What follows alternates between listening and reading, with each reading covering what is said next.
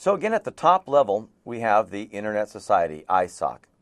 And from there, you'll see that we branch down to the names and numbers with ICANN.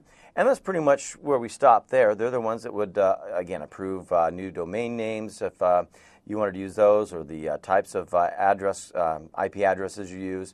And then on the design of, the new updates and what we can do better with our communications, we'll start through the Internet Architecture Board.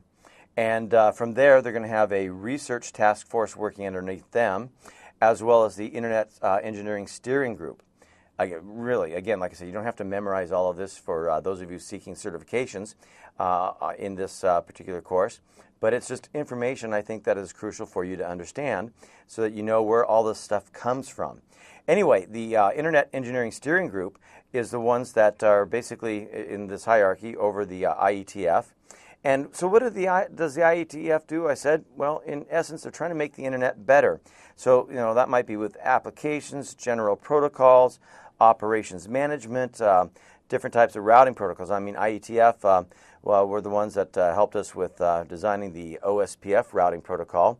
Transport layer information, again, Internet standards, best practices, security information, real-time applications such as voice over IP, and the type of infrastructure to support that.